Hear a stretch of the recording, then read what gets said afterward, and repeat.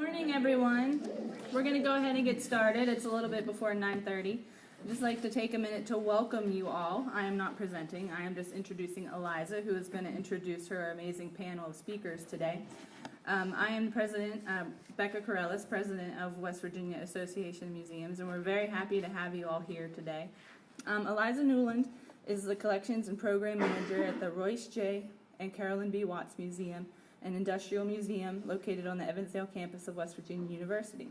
An alumna of WVU's Public History MA program, Preserve West Virginia AmeriCorps, and Oral History Summer School, Eliza has recently done contract work for both CLEO and the West Virginia Mine Wars Museum. So we're very excited to have her join us today. And Eliza, I'll turn it over to you.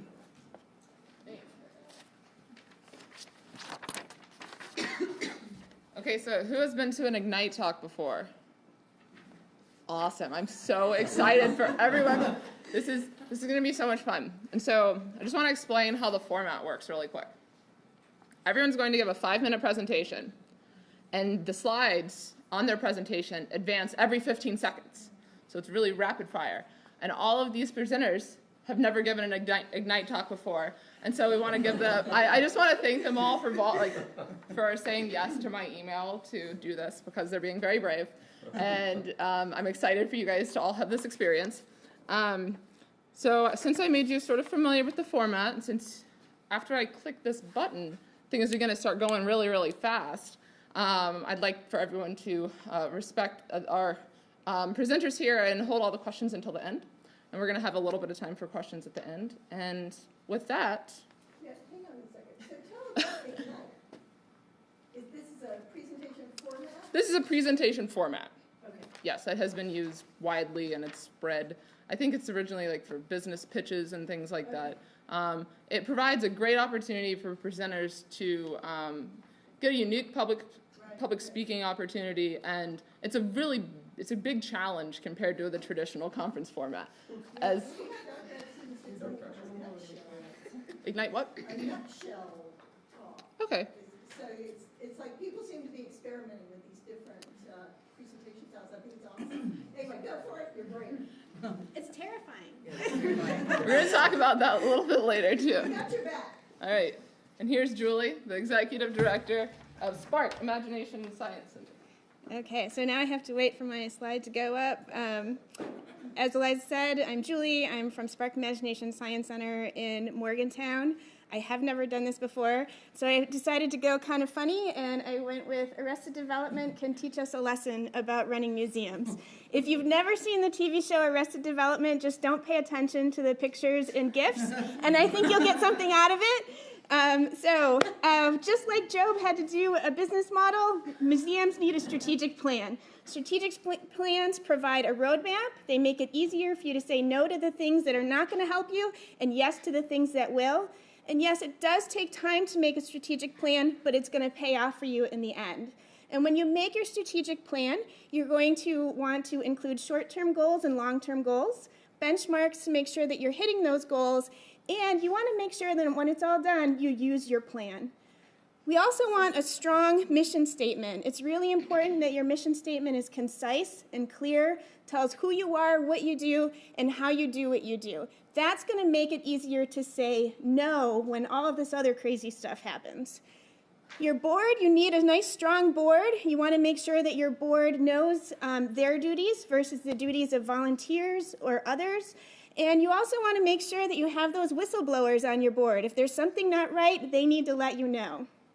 When it comes to fundraising, you want to make sure you have a development strategy so you know how to meet your prospective donors, keep data on that, keep the communication going, and you want to make sure that everybody knows that development is everybody's job. I think everybody likes doing programs. I do, and it brings in new audiences, but when we do our programs, we need to make sure that they fit our mission and that we're evaluating our programs along the way. And the reason we want to evaluate our programs is we need to know when to quit. So if you're not bringing in the audience that you used to, now I know who watches Arrested Development, it's more work than benefit, it might be time to just let that program go. We also need a disaster plan. So this, I just got off AAM's website. You want to make sure that you know how to care for your collections, your visitors, and your staff in case of an emergency. You need to tailor that plan specifically to your museum, and you need to include that evacuation plan. You want to cover all your relevant threats. You want to plan for how to protect your collections if you are a collecting museum, and you want to outline the responsibilities of each of the parties involved. So make sure whoever's talking to the press knows how to talk to the press. We all need volunteers to help us out, so we want to make sure that our volunteers are well-trained. And if a volunteer, we want to make sure that their duties are fitting their skill set. And if they're not, move them to a different place. And if we have to let go, we let go. When it comes to exhibits, we like doing exhibits. Again, it brings in new audiences, but we really want to make sure that we fit our mission when we create new exhibits. And grant writing, everybody's favorite topic. I think the most important thing with grants is to make sure that you choose a grant that fits your organization rather than trying to fit your organization to a grant. You're going to be much more successful when you pick the right grant. Marketing is expensive, so we want to take advantage of those free marketing options that are out there. Make sure, though, that we're using the most appropriate tools for our site. Look at our demographics and what kinds of marketing tools those people are using or looking at. We also want to make sure visitor experience is number one. So make sure our visitors feel welcome, we're listening to our visitors, answering their questions, and if we can make something hands-on, let's try to do that. So we don't have to do all of this all at the same time, and that's a great thing about the strategic plan. It's going to help you plan things out. So maybe a year from now, you'll write your disaster plan, or 2 years from now, you'll figure something else out, and that's okay.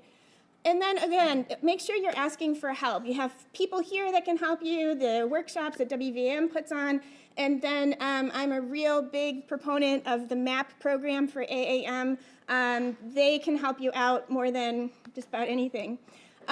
So now, because of the way that this goes with the Ignite session with the 15 seconds, I'm throwing a lot of you should do this and you need to do that. And I think the most important thing is to remember that we all have limited resources and that we're all doing the best we can. And now I know who the Firefly people are. And it's just really important that we're doing the best we can and really striving towards the best practices.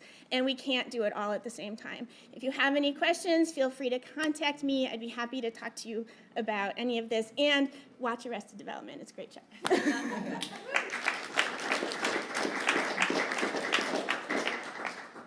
Thank you, Julie, for being our brave start person here. All right.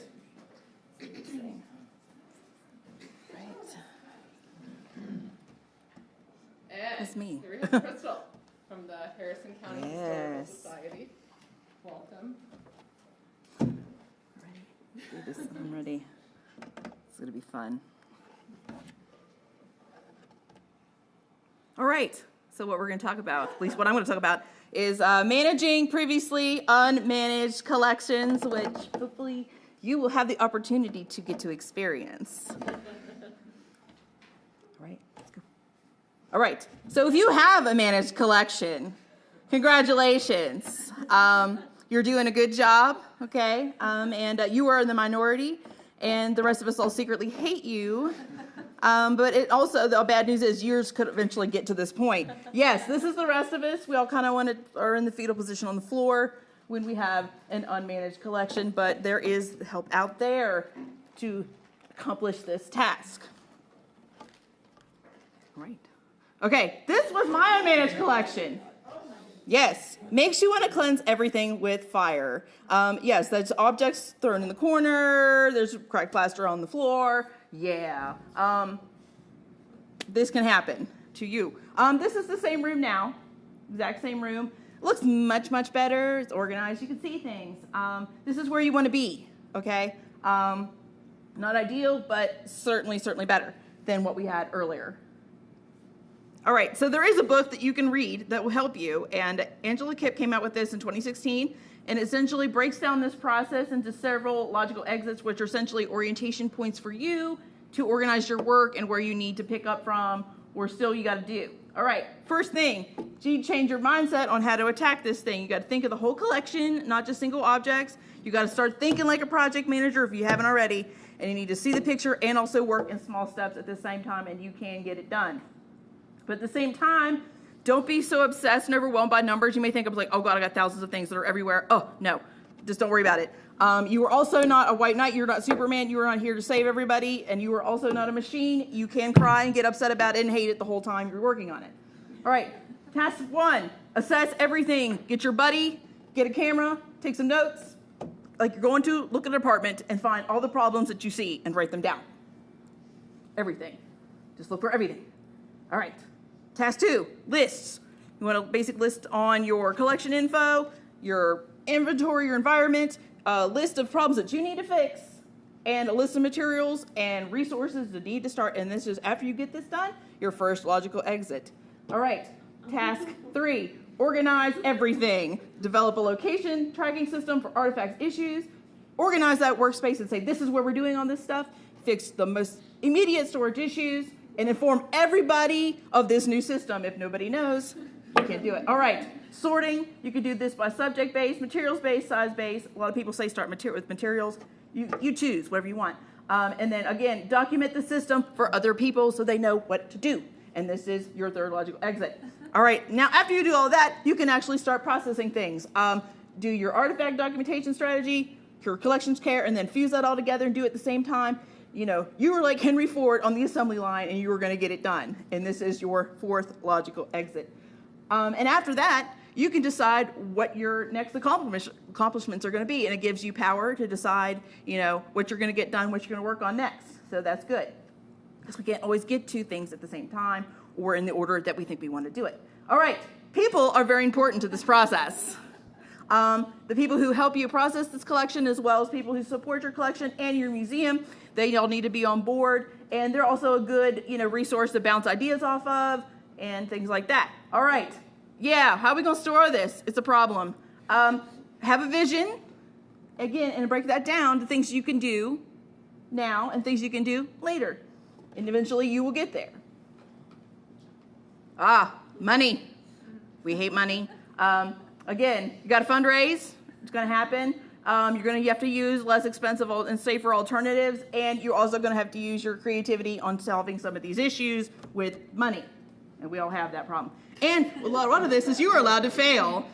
Failure does not mean, changing plans doesn't mean that you failed if you have to do something else. Own those mistakes and learn from them. And then if you do something right and have hit a benchmark, celebrate and have a little party in the office. Okay, and, remember, you can do it. If you don't feel like you're not doing the same level as anybody, but you're getting there. Any step that you take, you are getting it to a better state as far as your collection is concerned. And this is me. So that's how to find us. That's where I work. Thank you for having me. All right. Questions later.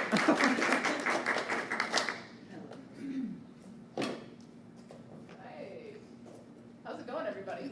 Having a good time? All right. Thank you so much, Crystal. Oh, you're welcome. Thanks for torturing me. And we have Katey here from the West Virginia Mine Wars Museum in Maplewood.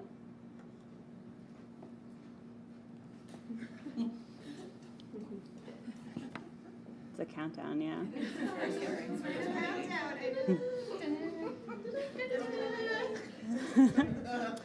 Hi everyone, my name is Katey Lauer. I'm the administrative coordinator of a new People's History Museum in Matewan, West Virginia called the West Virginia Mine Wars Museum. We're a little baby institution. We just opened about 2 years ago, but we love sharing lessons with people along the way. And so today we're going to share some lessons from our first member drive. We're a volunteer-run project. We have been since the beginning, from replacing the subfloor in our building to painting the walls to exhibit creation and artifact display. We've relied very heavily on volunteers and up till now still do not have full-time staff. Now that the museum is up and running, our vision for the museum and the demand from supporters to live into that vision is outpacing our volunteer capacity. And so we've been looking into new funding streams to support our museum to grow and to support us to bring on staff members. We decided to do a member drive this fall for 3 reasons. 1, it offers stable funding. 2, it encourages participation and gives a sense of ownership to our supporters. And 3, it gives us financial freedom to tell the story of the Mine Wars the way that we want to tell it. So today we're going to share with you how we did it, and so you can run a successful member drive yourselves if you don't already have museum membership.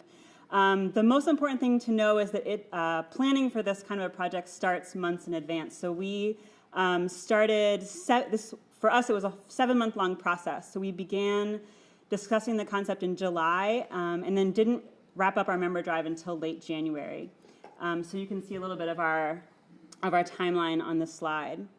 Much of the work we did in advance was getting materials ready. And so some of the things you'll need are a web page, a form page. We had a video to promote ours, stock copy that you can use in different formats, etc.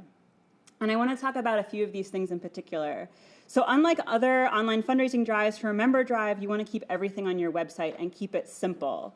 So we directed all of our traffic to a single web page, and on that web page had information about why, how, and what you'll get.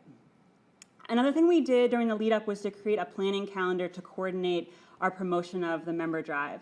And so as the coordinator, I would send our volunteer team notices on every day that we had an action. So for example, on the 5th, we had people send out 3 emails to personal contacts. And the perk that we chose to give out as a part of our member drive were member cards modeled after the old UMWA card, because we're a museum that celebrates UMWA history. It was also important for us to know some common misconceptions about member drives. So one is that it's a one-time deal. You can do a member drive and then you're done. But actually you're building people into your museum and they're becoming a part of the institution. And so we need to think about their engagement long term. The second is we can't do member drives and fundraisers back to back. So just because you just had a successful fundraiser doesn't mean you're poised to do another one right away. We don't want to ask too much of our supporters. And so we actually waited a full year from our last fundraiser to do the drive. The other thing we learned along the way is not everyone can access online materials. So about 1/5 of the people that donated to become permanent members of the museum donated through paper mailed-in forms. I think especially, we're a rural museum, we have a lot of working class folks and rural folks that participate, and so it wasn't possible to do everything online. And then the other misconception is this idea that we're losing momentum partway through. So midway through the drive, we had 1 or 2 people signing up per week, and toward the end there were 16 to 20 per week signing up. So there's always a lull in the middle. Once you have success at your drive, the question is, what do you do now? And so for us, we made a next calendar, which is how are we going to engage our new members throughout the year. So the first thing we did was we sent out our perks. So there's our member cards from our mailer day on the right, and also tax forms and thank you letters to all the people that signed up. And then we made a calendar that included regular email updates that are going to go out to our new member drive list. We have a calendar for member-only events that will be happening throughout the year, including a big dinner in the fall. And we also created an opportunity for members to begin to vote on our programming for the year.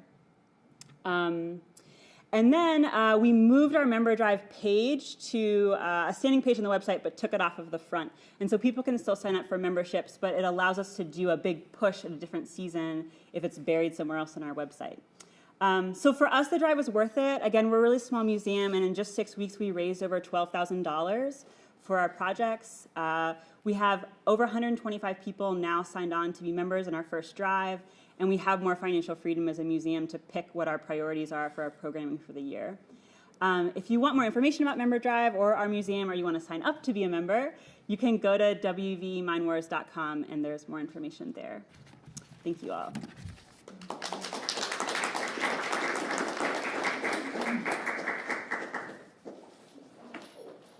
Thank you so much, Katey. And now it's Sally's turn. And Sally just got a new job at the West Virginia University Libraries. She's the Exhibitions and Programs Coordinator. Welcome, Sally. Thanks. I'm from the visual arts. Anybody else from the visual arts? Oh, yay, one. Okay. So last year I did a study on the feminist curating, focusing on Judy Chicago's The Dinner Party, most of which is located at the Sackler Center for Feminist Art in Brooklyn. Today I'm going to give you a rundown of what I see as feminist curating and why it's important.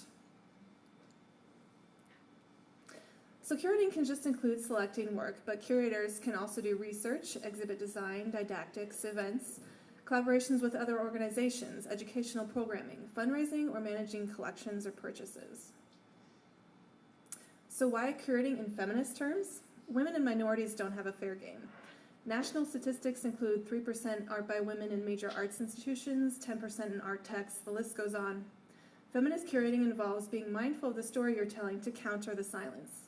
As opposed to the singular curator's director, collaborative curating gives a collective perspective. Communicating with education and outreach departments as well as outside curators can contribute to this. Artist Adrian Piper uses curating as a method exemplifying feminist curating. Entering this gallery, you're aware of the display and yourself as a viewer. Thus, Piper's pointing to and challenging the viewing of art. Who is the other in this situation? The photograph shows a group of people of color walking towards you. Seeing it enlarged is very different than viewing it in the strategic way Piper designed. Such intentional display tactics can challenge the viewer beyond what's on the walls.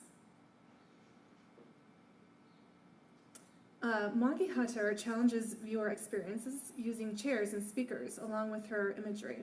The audio offered insight into her experiences with discrimination. Her voice reverberating induces a collective rather than othering gallery experience. A feminist curator might consider positioning work in a critical, nonlinear way, as this exhibit by Chitra Ganesh, considering the history of women in Western culture alongside her Eastern-influenced work. I'm going to give you an example of positioning works that does not give off an enriching vibe. Picasso's print of mother and child, part of his Blue Period, on its own can create a meditative and reverent view of motherhood on its own.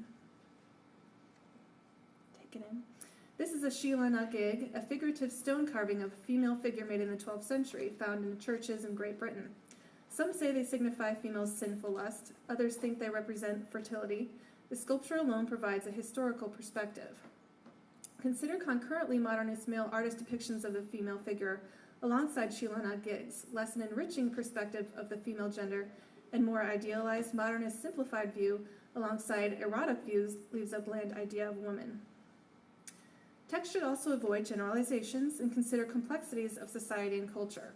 This label could read, Georgia O'Keeffe is known for her flowers, erotic interpretations of her struggle as a female artist. She was discovered by gallerist and husband Alfred Stieglitz.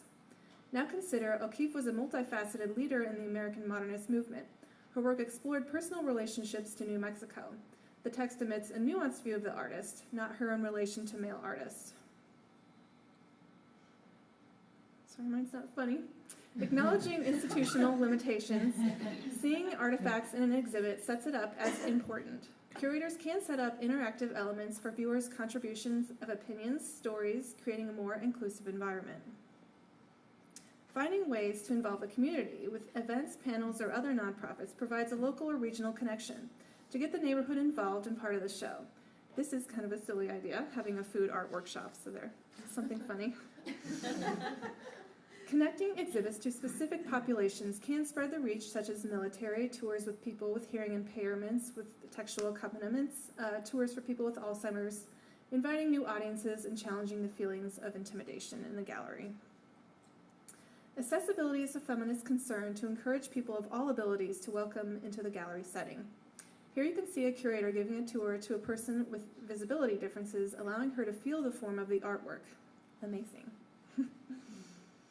Interactive displays can ease discomfort in the gallery, like backpack, earbud tours, applications, artwork, movable elements, breaking from the traditional art on the white wall viewing experience, instead making viewers part of the exhibit. Applications such as the Mets can get really complex with maps, videos, articles, and conversational questions. Moreover, online or virtual exhibits can complement the show to allow for greater visibility outside the gallery space. So if I defined feminist curating, I'd agree with Judy Chicago. Instead of just pointing to statistics or checking off lists for women and minorities, feminist curating can provide an enduring, comprehensive change in perspective, and thus statistics will change. Thank you. Thank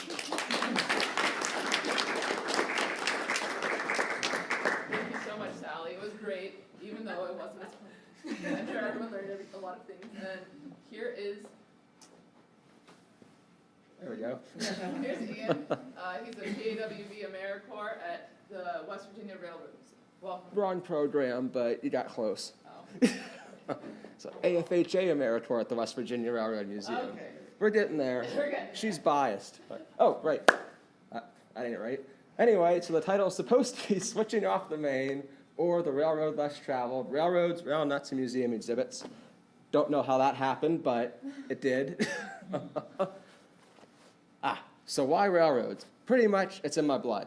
My grandfather was a railroader, my dad was a railroader, so if I'm going to do a talk, do it about something I love, and yes, that is me inside that steam engine getting paid to do it. I want to brag, so it's in there. So, why railroads? This is railroads in West Virginia at the height of the lumber boom, 1917. As you can see, that's a lot of track. Pretty much every county had a railroad, so it shapes a lot of our history. And speaking of that history, from 1870s, the strikes in Martinsburg, to the lumber boom, to the golden age of the 30s, 40s, 50s, even to modern day, there's still 3 main lines going through West Virginia. Railroads are super important to our state's history. And some museums have picked up on that. To the right is my home base, West Virginia Railroad Museum in Elkins, West Virginia. And where we'll be all going tonight, the Princeton Railroad Museum, in, you guessed it, Princeton, are celebrating this rich, amazing history that we are so lucky to have. Also, a lot of small towns. Pretty much every county, pretty much every small town had a railroad depot at some point. For example, Bramwell, a lot of you people were there yesterday. So small little historical society celebrating this rich history all across our state, every county. Tourism has also picked up on this. You can catch 5 different tourist trains in West Virginia. That's a lot of tourist trains. Most famously is probably Cass, the old lumber company, railroad, old lumber line, now tourist train, which is a beautiful chance to go to. Second part of the talk, what's a rail nut? Well, you're looking at one. These are the guys that chase trains with cameras, video cameras, the perfect shot at the perfect moment at the perfect time. And we also like to ride the rails on our little speeders there, if you were wondering what that was. Also, these are the guys, which will be me one day, basement full of trains, to the last rivet, onto the last boilerplate, to the last little detail, immaculately set up. We like to play with our toys. So, history connection. How does this work? Well, what plus some dedication and a lot of crazy I should have probably put down gets you that beautiful shot or that beautiful minute model down to like the last little floorboard is exactly to scale. Well, treasure trove of information. First off, maps and more maps. This is a valuation map of the Morgantown and Kingwood Railroad Company, which I got from a rail nut who was modeling the railroad. Want to know where it goes? Want to know what to put by the track? Go to the archives, get a map, and hand it off to an aspiring grad student trying to put an exhibit together. Also, collectibles and ephemera. Plates, silverware, rule books, timetables, tickets, whatever. These guys are going to collect it, and it's a nice little catch just waiting to be put inside a museum case. Also, photographs. They spend huge amounts of time trying to find these rare historical photos and also getting into places where you probably wouldn't get normally. For example, inside of a tower when the railroad is active. Should have been more photos, but also more photographs. For example, this is a photo of one of the last logging lines in West Virginia. It's a guy down in Florida. I met him through a railroad association. I said, we're doing an exhibit on logging railroads. Can we use some photos? Sure, take them, use them. I want it out there. What this means for us is less trying to find the photos, the artifacts, the ephemera, and more of the fun stuff, be it traipsing around the Cheat River, trying to find photos of the old abandoned rail grade, or building models for your museum exhibit. First proof in the pudding, Morgantown. I was there for 2 years in grad school, joined a local railroad club, got interested in a local rail line, the Morgantown and Kingwood. The idea went from let's put a sign down by the depot to let's do a museum exhibit, which is this. So, what did the rail nuts get me? Photos, artifacts, ephemera, all that fun stuff to build a nice exhibit, and also stuff like a guided tour of the old rail bed, pointing out where all the stuff used to be. Some nice speakers for a lecture series, all through that eclectic group of rail nuts. So Elkins, what's the thought thus far? The exhibit will be on the logging boom through logging railroads, because again, every county affected our state's history in so many ways. 15 seconds is nowhere near enough time, but so far the early product, which again, apologies for that wacky slide, but our museum president is a diehard rail nut on the State Rail Authority, which means we can go to Cass, get in the shops, get in the cabs, shoot some amazing photos for our museum, and so far so good. Bottom line, why do you care? Rail nuts are just the beginning, be it glass collectors, Civil War nuts, gearheads. There's an eclectic group for almost every historical topic just waiting for you to reach out to and use for whatever museum exhibit you do next. Thank you very much. And don't have an email, but I do have business cards just in case anybody wants my contact info. Thank you so much, Ian. I'm sorry that your slides were wonky and that I don't know what sort of an AmeriCorps you are. Now I do. I'm introducing myself. Hi, everyone. So in the late August of last year, I was sitting at work waiting for the print shop to finish up our panels, and the Registrar Committee of AAM Listserv was exploding with a really engaging topic: movies and TV shows with museum references. And so, proving that yes, registrars will organize anything, I turned the multiple emails into a Google Sheet, giving everyone on the listserv access to view and a few people access to edit upon their request. At certain times, there were up to 30 people engaging with the spreadsheet. I was amazed with how interactive the research had become. Together, the RCAM listserv community pulled together a list of 180 movies and TV shows that reference museums. It got us all thinking about how museums are portrayed by popular media and what this tells us about what people outside of our community perceive us as museum professionals, the collections that we acquire, and the work that we do. And often those perceptions are very different than how we think about ourselves. Are there themes that we can see about what the public thinks about what goes on behind the scenes?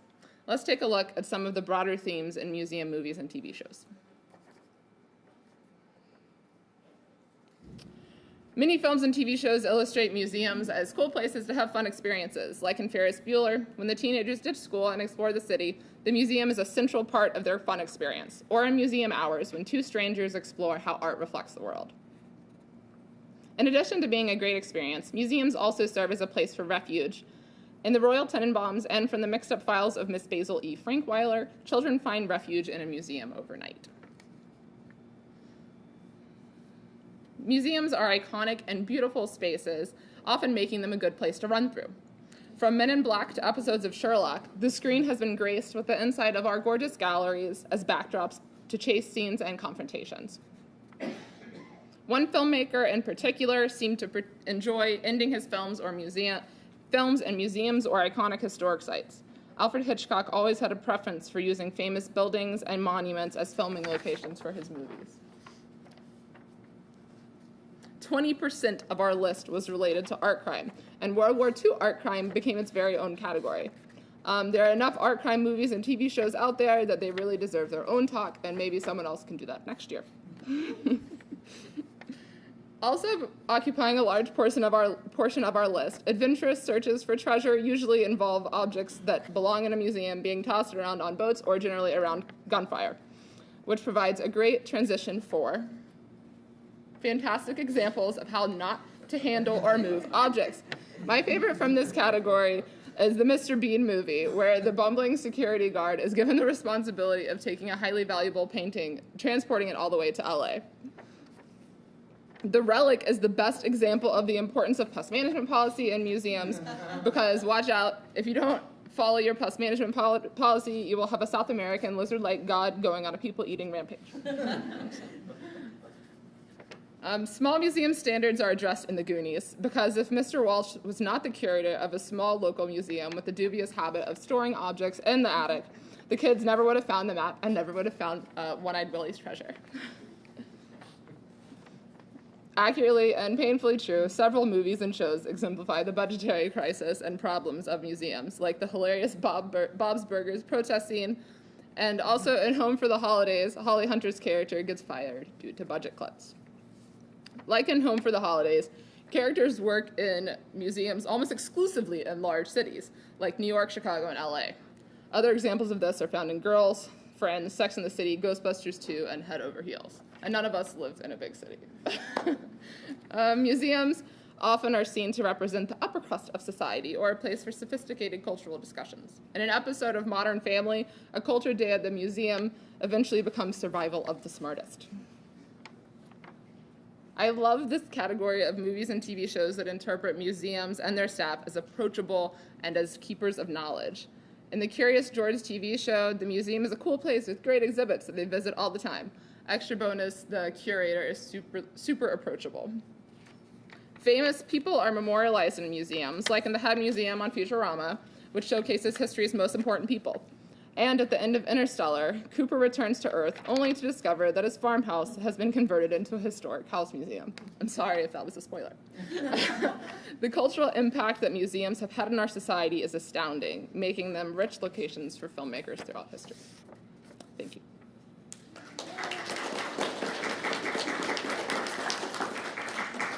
Thank you, Eliza. Now it's Kyle's turn.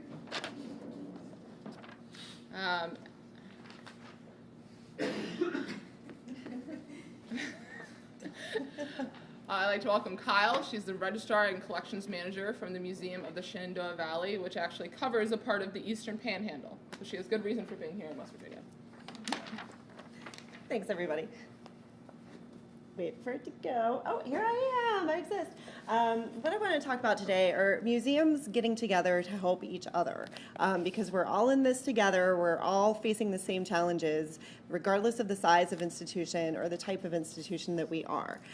So when we look at types of museums and representation across the country, what you can see clearly is small museums make up the lion's breadth of institutions. 74% of the institutions in our country are small, but most of the stuff seems to live in large ones. When you think about things that we can do to help each other, first and foremost, it comes to collections management. A lot of institutions just don't have enough people, time, or resources to do the things they need to. For instance, on the left is my museum, or on the right is my museum. We need a lot of help with our outdoor statuary. Other things that you can run into that other institutions can come in and help you with is pest management. Like you don't want the big crazy lizard monster taking over in the basement. You don't want insects or rodents eating your collection. Other things that other institutions and staff members and volunteers can come in and help you with would be facilities management. We don't have the time, most of us, to run around your museum and police every little thing that is happening that may or may not be appropriate. If you have a small collection and you want to have a bigger exhibition, you can reach out to other museums that are in your area or in your state to get loans. And many of us can't afford loans, so trying to find a way that you can do it for free for each other is ideal. Another thing is that, don't reinvent the wheel. If you need forms for your institution and you don't have them, you don't have the financial resources to be a member of AAM to get those for free, reach out to the people that you know and ask for help. Other things you can do are bring in volunteers and other staff members from other museums that have successful educational programs that you may be looking at as a model for your institution. Again, don't reinvent the wheel. Bring people in who know what they're doing, who can help you out and give you advice. Other things, volunteers. Many institutions are run entirely by volunteers, or you have a fully volunteer board. What can you do to help each other out with volunteer management and volunteer recruitment, and maybe sharing volunteers among institutions? Disasters, and we all know about this, especially with what's happened in the past year or two in our region. Who are you going to call on when you need assistance from other institutions where you need people to come in and help you rescue your collection? So we can all serve as resources to each other, whether or not we're large, medium, or small institutions. We all need help. It's not just small museums or the medium-sized museums that need large museums to come in and assist them. Large museums need the help of small museums too. So these are some projects that we've worked on at my institution. This is my curator and I. We've gone to small institutions up and down our region and just reached out and we're able to help because it's one of our strategic initiatives since we are a larger institution to go and help where we can when we have been asked. So we've been able to lend support to institutions and give materials when we have been able to order in bulk and we have some extra ones. We'll reach out and email and say, does anyone need some archival boxes? Do you need some tissue paper? Other things we've been able to do are bring in educators from other institutions and help teach them methodologies to create successful programs at their sites. So that's one thing that we've been able to do educationally. That's just classroom setup. I've also been able to send out my data loggers to institutions that can't afford them so that they can get baseline readings, and I can help them analyze their environmental data so that they can then go to their board and say, look, we need a new HVAC system in this building. It's clearly not working. Other things that we do are we go around and teach hands-on workshops for collections care, for volunteers, and for professionals at institutions who may not have been able to have the experience at any point in time of learning about caring for a specific type of object. Other things we do for small museums, especially this is just a little museum inside of a church in the Shenandoah Valley. They had the oldest silver set in the state.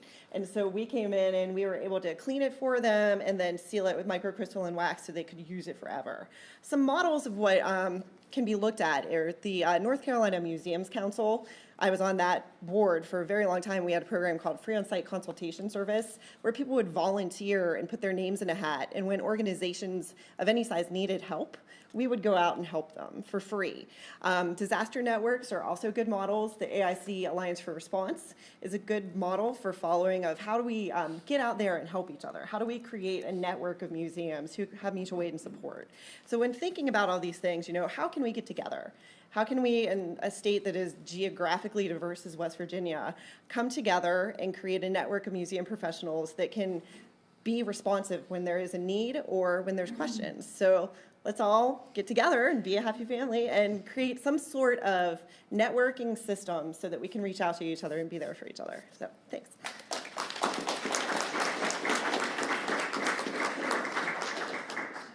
Thank you, Kyle, and thank you to everyone for being so brave and so awesome. Since you all have now done an Ignite talk, I just want to get your reflections. Anybody? No, I want to get your reflections first. Anybody have a reflection? It was fun. It was fun? Yeah. All right. Was it form? Anything else? Nope. All right.